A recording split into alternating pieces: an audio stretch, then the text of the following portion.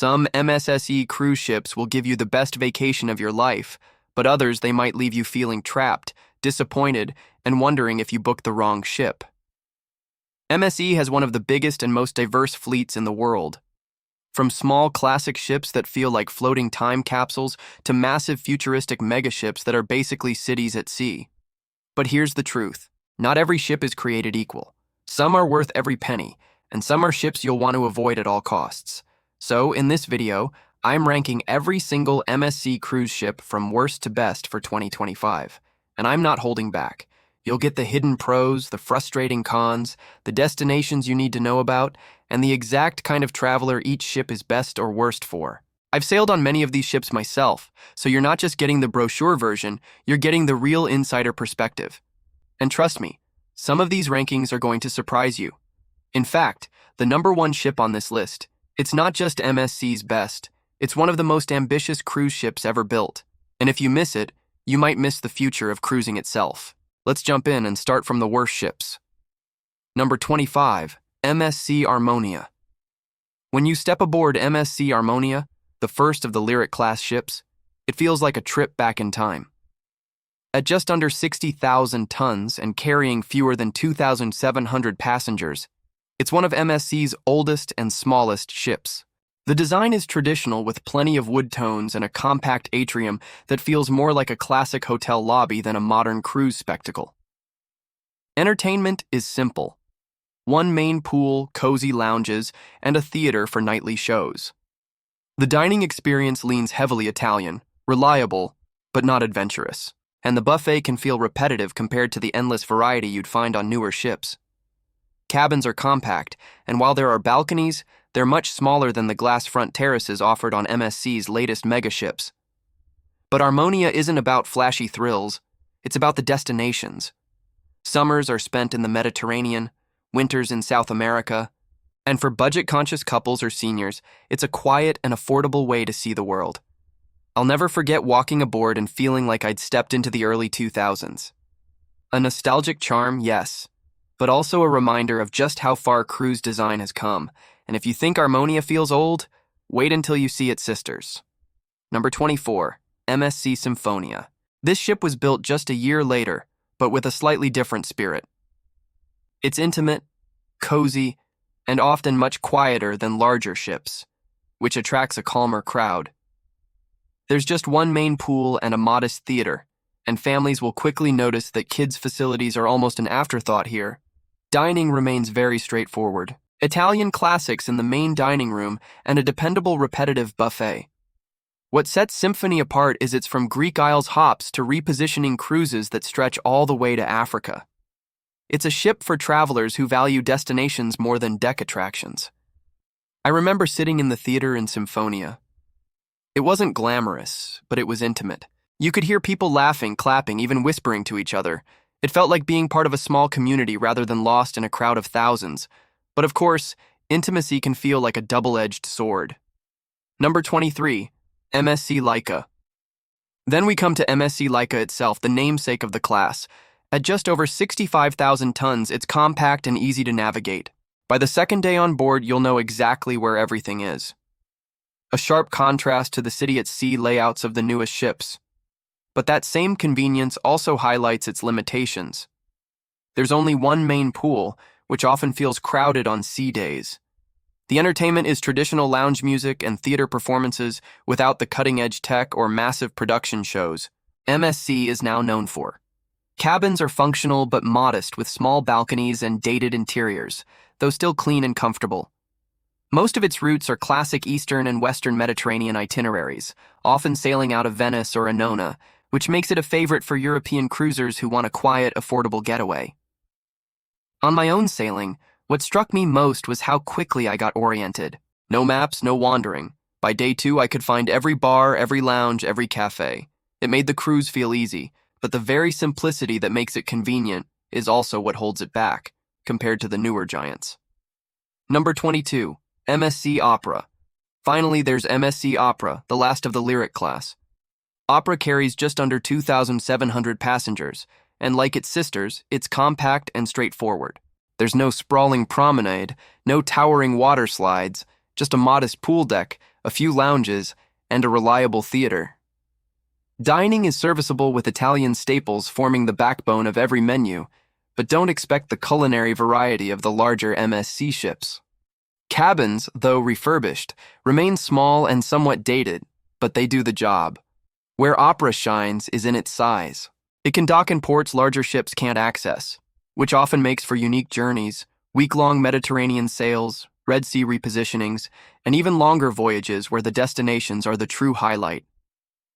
I once took Opera on a repositioning sailing, and while the ship itself felt compact, the itinerary was spectacular. It's the kind of cruise where you spend more time ashore than on board. And in that sense, the ship becomes a reliable gateway rather than the main attraction. And with Opera, that chapter closes. The end of MSC's older, smaller LIA class, and the beginning of a bold new era and ship design. Stepping up from the Lyrica class, you immediately feel the difference with MSC Musica, the first of this new generation. Number 21, MSC Musica. At 92,000 tons, it's significantly larger, carrying more than 3,000 passengers. And its design finally feels like the cruise industry had entered a new era. The atrium stretches tall and gleaming with glass elevators, marble staircases, and a piano suspended over a small glass floor. The kind of visual centerpiece you'd expect from a modern ship. Entertainment suddenly feels bigger, too. Multiple pools, a larger theater, and lounges that hum with energy late into the night. Dining broadens beyond the basics, with specialty restaurants giving passengers new variety. Cabins are more spacious with balconies that feel like genuine extensions of the room. What struck me most on Musica was that sense of scale. I remember walking into the atrium and thinking, okay, MSC has officially joined the big leagues. Yet at the same time, compared to today's megaships, Musica still feels manageable. It's a fascinating midpoint.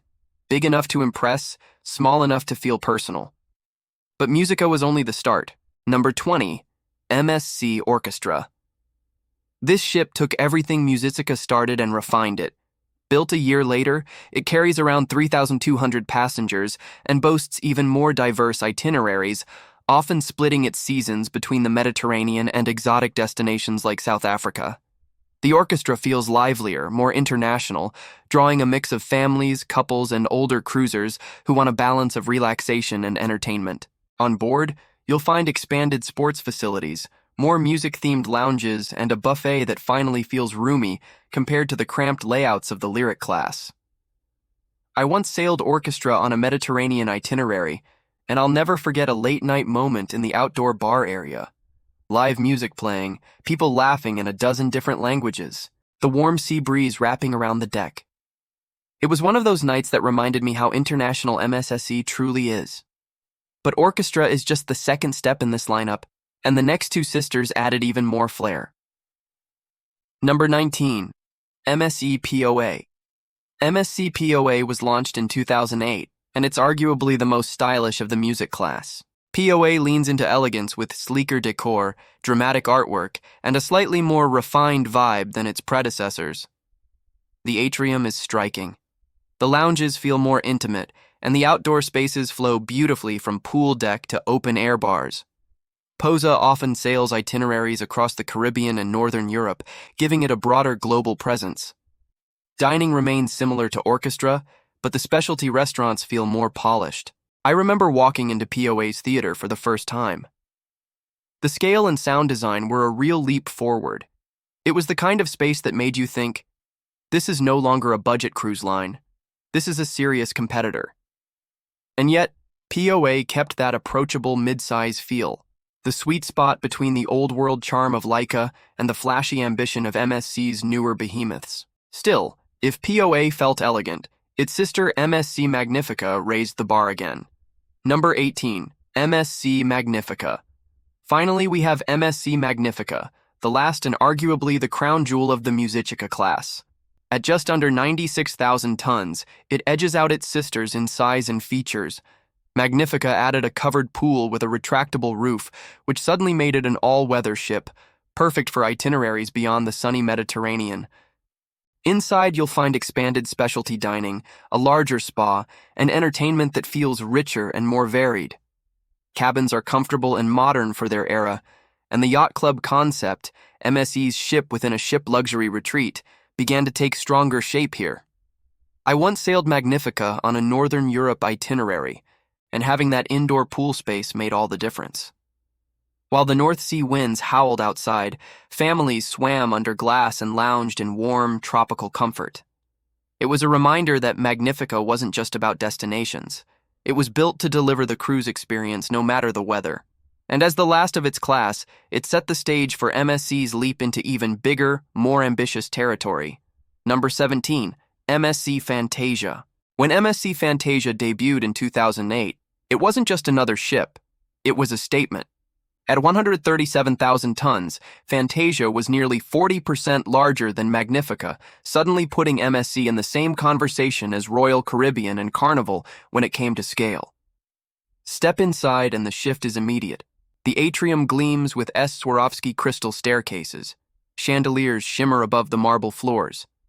And the decor radiates luxury with a touch of Italian drama. Fantasia was also the first to introduce the MSC Yacht Club, an exclusive ship within a ship sanctuary where guests enjoy private lounges, fine dining, and even a butler.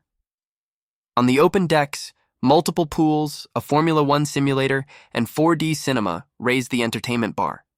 I remember walking into the yacht club for the first time. The contrast was surreal. Chaos on the main pool deck below, serenity and quiet luxury above. Fantasia changed what MSC could be. But as bold as it was, its sister took things even further. Number 16, MSC Splendida. This cruise ship was launched in 2009 and was essentially Fantasia with a touch more refinement. Carrying over 3,200 passengers, it leaned into the luxury feel even more strongly while still offering the high-energy public spaces that MSC was known for. Splendida became a fan favorite for longer Mediterranean runs and voyages into the Middle East. Its interiors were slightly warmer, its yacht club more polished, and its dining rooms buzzed with international flair. One night on board, I remember watching a group of Italian guests break into spontaneous singing in the main dining room. The kind of authentic cultural moment you only get on MSC. Splendida perfectly balanced grandeur with authenticity, showing that these megaships could still carry the spirit of Europe with them. But then came Divina, and it wasn't just an evolution, it was a tribute. Number 15, MSC Divina. This ship was launched in 2012, carried with it a touch of celebrity glamour. Christened in Miami with Sophia Loren as its godmother, Divina was designed to appeal to both European and American markets. It brought MSC's signature elegance, but with more modern resort-like touches, infinity pools, enhanced spa spaces, and a black and white motif that felt sleek and cinematic. Its yacht club was more expansive, its cabins more polished, and its entertainment sharper. I once boarded Diva for a Caribbean itinerary, and I'll never forget that feeling of walking up the sweeping staircase in the atrium.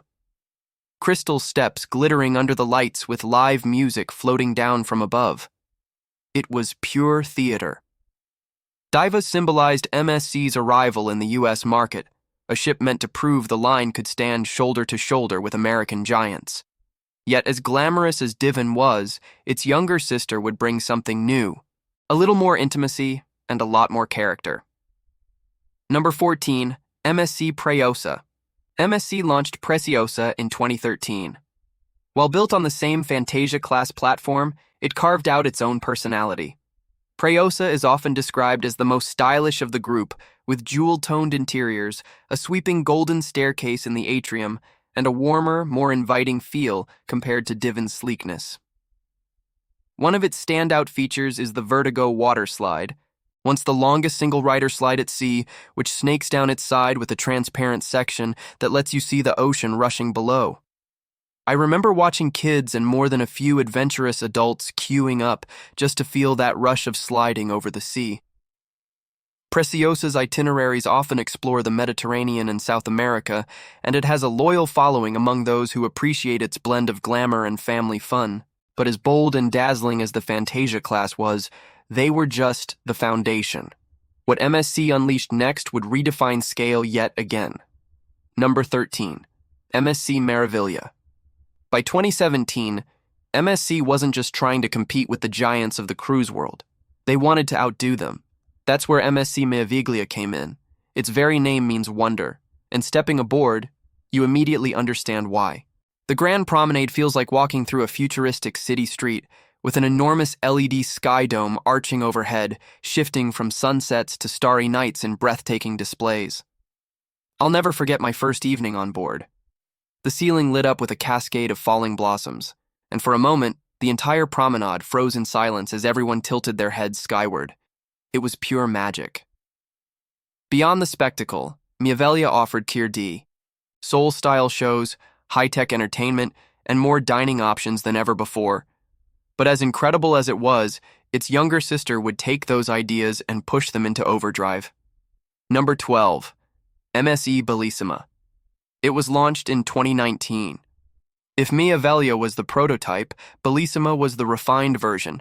Carrying more than 4,500 passengers, it doubled down on entertainment and luxury touches. The LED domes stretched even longer. Its theater was fine-tuned for immersive productions, and its specialty restaurants offered a truly global mix from French paddock to Japanese teppanyaki. I remember strolling the promenade one night when Bellissima's LED ceiling transformed into a giant aquarium. Whales, fish, and corals floating overhead. People clapped as if it were live theater, and in that moment, it felt like the ship itself was alive. Bellissima also became a star in Asia before returning to Europe, showing how flexible MSC had become in catering to different cultures. But even it wasn't the pinnacle. Number 11, MSC Grandiosa. This ship lives up to its name. Launching in 2019 as the first of the Meraviglia Plus class, Grandiosa took the already massive Meraviglia design and stretched it, adding even more public spaces and a longer promenade. But the real game-changer was its focus on sustainability, with advanced environmental systems making it a leader in its class. On board, the Galleria Grandiosa is an experience in itself, with new specialty dining and a massive, ever-changing LED ceiling. The new Late Bistro is a standout, offering a slice of Parisian sophistication. I remember sailing on Grandiosa and feeling the sheer scale of the ship. The promenade was so long and filled with so much. To do that, it was easy to get lost in the atmosphere and forget you were even on a ship. Grandiosa proved that bigger really could be better. Number 10. MSC Virtuosa. MSC launched Virtuosa in 2021, and this ship took the Meraviglia Plus concept to another level of technological innovation. It has everything Grandiosa offers, but with a few key upgrades. The most talked about feature is the MSC Starship Club, which is home to Rob, the first ever humanoid robotic bartender at sea. Guests can order a custom cocktail and watch Rob mix it with mesmerizing precision, all while he chats in multiple languages. It's an interactive show in itself. I remember watching Rob in action. The bar was packed with people laughing and taking pictures. It felt like a scene from a sci-fi movie. Virtuosa has become a favorite for UK sailings and also features an expanded shopping gallery. This ship isn't just a place to travel, it's a destination for the future of cruising. Number 9, MSC Seaside. After the futuristic leap of the Meraviglia class, MSC decided to try something different. A ship designed not just for spectacle, but for sunshine. That's where the Seaside class comes in. Starting with MSC Seaside in 2017, nicknamed the ship that follows the sun. It was built with an outdoor lifestyle in mind. Wide, wraparound waterfront promenades let you walk almost the entire ship at sea level, passing bars, pools, and open-air dining terraces. It feels less like you're stuck inside a vessel and more like you're strolling a Miami boardwalk. I still remember one morning coffee outside at Seaside's aft. The sound of waves crashing just below the sea breeze mixing with the smell of fresh espresso. It felt like the ship was bringing me as close to the ocean as humanly possible. But Seaside wasn't just about relaxation. Its bold design made it one of the most eye-catching ships sailing the Caribbean, and it laid the foundation for something even bigger. Number 8, MSC CE View. That something was its twin sister, MSC Sea View, launched in 2018. If Seaside was the bold experiment, CE View was the refinement. With even more glass, panoramic elevators, and a dramatic glass skywalk high above the sea, Sea View felt like an architectural statement. one that blurred the line between ship and shore. Walking across that glass bridge, I had the strange sensation of floating in midair with nothing but blue ocean hundreds of feet below me. People around me hesitated at first, holding their breath before stepping out, but once they did, laughter followed. That mix of fear and wonder MSC was aiming for. SE View also added more shaded outdoor lounges, making it feel less like a crowded resort and more like a private escape. Yet, as impressive as these ships were, MSC wasn't done. Because in 2021, they pushed the Seaside concept to an even grander scale. Number 7, MSC Seashore. The largest of the trio, and a ship that elevated everything the Seaside class was meant to be. Longer, sleeker, and packed with expanded outdoor dining. Seashore added a New York-inspired design twist. The aft infinity pool was extended dramatically, creating one of the most breathtaking views at sea. I'll never forget standing there at dusk, the pool glowing as soft turquoise as the sun dipped behind the horizon. It felt like a postcard come to life. And while most passengers lounged with cocktails in hand, I noticed others just quietly staring out at the endless Atlantic, lost in thought. Seashore has a way of giving you both the excitement of a resort and the serenity of the open ocean. But as striking as it is, MSC had another trick up its sleeve. Number 6, MSC Seascape. This cruise ship is the most recent and most innovative ship in the Seaside class. Launched in 2022, MSC Seascape took the successful Seaside Evio design and added more space and even more thrill. Its signature attraction is the Robotron, a thrilling robotic arm ride that spins guests over the side of the ship with a personalized playlist. I've seen videos of this ride and it looks wild, a perfect fit for its Miami homeport. Seascape also features a New York City-inspired Times Square area with a massive LED wall that feels like a real city street at sea. Its itineraries are focused on the sunny Caribbean, and it's built to handle the heat with even more shaded areas and pools. Seascape is the ultimate party ship of the fleet, a perfect blend of high-tech thrills and tropical relaxation. Number 5, MSC World Europa. Just when it seemed MSC had perfected the resort-style cruise with Seascape, they unveiled something that made even seasoned travelers pause in disbelief. The World Class. These ships aren't just large, they're colossal, built to carry more than 6,700 passengers. At first glance, Europa doesn't look like any cruise ship you've ever seen. Its open Y-shaped stern splits down the middle, creating a canyon-like promenade filled with restaurants, lounges, and bars under a canopy of glass. Walking through it feels more like Times Square at sea than a traditional ship. I remember standing in the middle one evening as live music played, lights flashed, and people leaned over balcony rails from multiple decks above. It was electric, the kind of energy that makes you forget you're even floating on the ocean. And of course, dominating the space is the Venom Drop, a gleaming stainless steel dry slide that spirals 11 decks down, daring passengers to take the plunge. I'll never forget watching a line of teenagers cheer on their friend before he zipped down, screaming. The crowd erupting in laughter as he popped out at the bottom. Europa also introduced a new neighborhood concept, including a Zen district for adults and dedicated spaces for families. It feels less like a cruise ship and more like an entire floating resort city. And yet, as futuristic as Europa is, the real question became, where could MSC possibly go from here? Number 4, MSC World America. This mighty cruise ship is set to debut in 2025. And unlike its sister, designed for Europe and the Middle East, World America is purpose-built for the US market. Picture everything that made Europa spectacular, but adapted to American tastes. Expanded dining inspired by New York and Miami. Larger open-air pool decks designed for Caribbean sun, and even a redesigned central promenade with more family-friendly attractions. I've walked Europa and thought this already feels like a city. But from the early deck plans I've seen for World America, it's clear MSC is aiming for something even bolder. A floating metropolis where every type of traveler, from luxury seekers to families with kids, can find their own neighborhood. Imagine standing on that same split-stern promenade, but with live Latin music echoing across the decks. the smell of barbecue and Temex drifting from outdoor grills and fireworks lighting up the sky during sail away from Miami. It's MSC's boldest bet yet to win over the North American market. Number 3, MSC UI. This cruise ship is not just a leap forward for its class, it's a powerful statement about the future of cruising. Launched in 2023, Europa is the second of the Meraviglia Plus ships to run on liquefied natural gas LNG, making it a leader in environmental sustainability. The most striking feature is its one-of-a-kind hull covered in a vibrant and detailed mural dedicated to the ocean and its preservation. It's the first ship where the art starts on the outside. On board, it has the same grand promenade as its sisters, but with a more sophisticated nature-inspired feel. Its itineraries often take it to the scenic fjords of Northern Europe, where its eco-friendly technology is put to the test.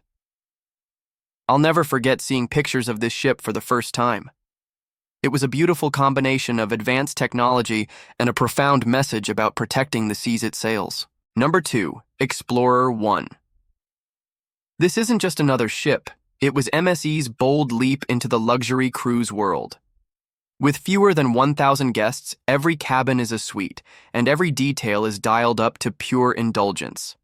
Imagine Michelin-inspired dining, an infinity pool that feels like it spills straight into the horizon, and crew members who know your name by day, too. I once met a couple on board who said, "We've cruised for 20 years, but this was the first time we didn't feel like passengers. We felt like residents of a private yacht." That's exactly the energy here. This cruise is best for travelers who want quiet luxury, space to breathe, and personalized service where you feel like royalty.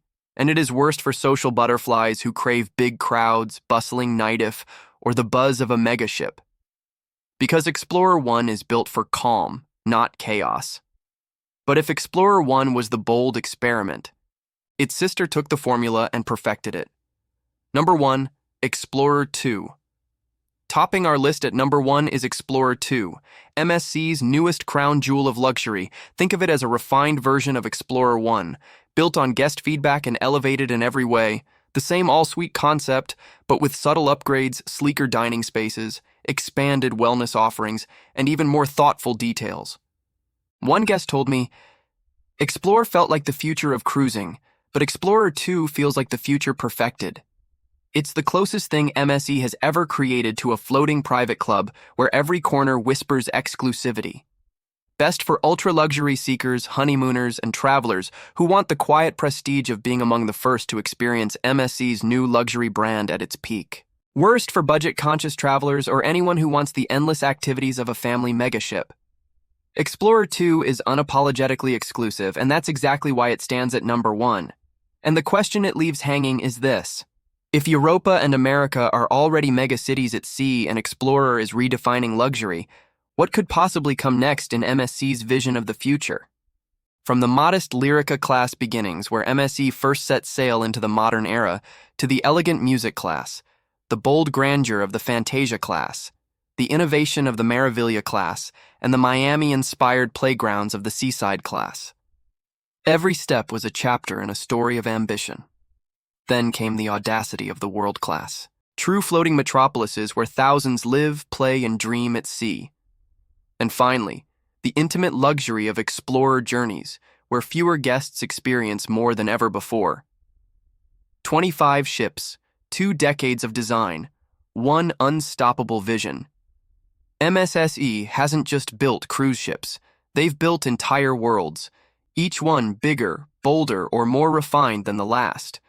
And if the past is any clue, the future will only raise the stakes higher. So, here's the real question. When MSC's next ships arrive, will they look like bustling cities or floating sanctuaries of luxury or something we can't even imagine yet? One thing's for sure, the evolution of MSC isn't finished.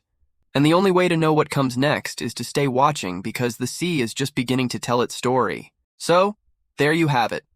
All MSC cruise ships ranked from worst to best. If you like this video, hit like and subscribe to the Cruise Pro channel for more informative videos for cruise lovers. Until next time, take care, and I'll see you in the next video.